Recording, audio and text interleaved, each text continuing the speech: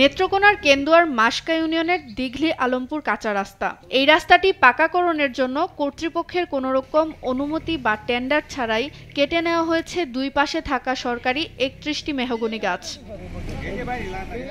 স্থানীয়দের অভিযোগ, ইউনোর নাম ভাঙিয়ে কেটে নিয়ে যাওয়া হয় গাছ।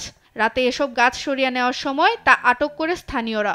গাছ তো মনে হয় যে কাছে রাইতে আবার এই মনে হয় যে গাড়িতে লয়ে গেছে গাড়ি ঠানে এরা নিতেছে, ওরা জিগাইলাম, ওরা বলছে যে শুনবাই কথা বলবো সাইডে যে কাজ করে সাইডে কন্ট্রাক্টর ওরা উনি আইছে, উনি আইলে কয় বলে আমরা হ্যাঁ জানাই নিছে, জানাই আমরা এই গাছ নেওয়া হইতেছে। কামলারা কাটছে আর সুমনে কাটছে, অর্ডার দিছে সুমনে, জিজ্ঞাসা হইছে হেরাই দেই কইছে।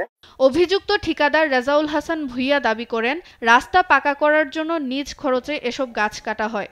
আমি দ্রুততম সময়ের মধ্যে করার জন্যই আমি আমার নিজ খরচে কাটায় আমি মেইন রোডের উপরে রাখছি এবং এই এলাকার লোকজন যারা আছে ওনাদেরকেও বলছি যে আপনারা কতটুকু গাছ গেল, কটা গেল না গেল গুনে রাখবেন। এই হিসাবে জানা পরে রাত্রে আমার সাথে এসিলেন স্যারের সাথে কথা হইলে উনি বলছে যে আপনার জিম্মায় রাখেন, পরে ইউনিয়নের যিনি প্রশাসক আছে ওনার জিম্মায় আপনি বুঝাই দিবেন। গাছ কাটায় নিয়ম মানা হয়নি বলে স্বীকার করেন উপজেলা প্রকৌশলী। আর উপজেলা নির্বাহী কর্মকর্তা বললেন, বিষয়টি বন বিভাগকে জানানো সহ তদন্ত কমিটি গঠন করা হয়েছে।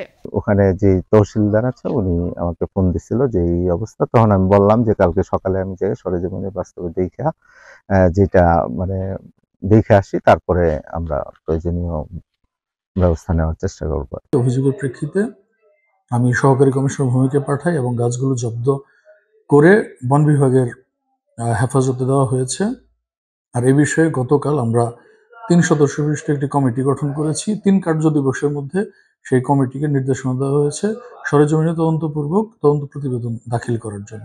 সরকারি গাছ কাটার সঙ্গে জড়িতদের বিরুদ্ধে দ্রুত ব্যবস্থা দেখতে চান এলাকাবাসী।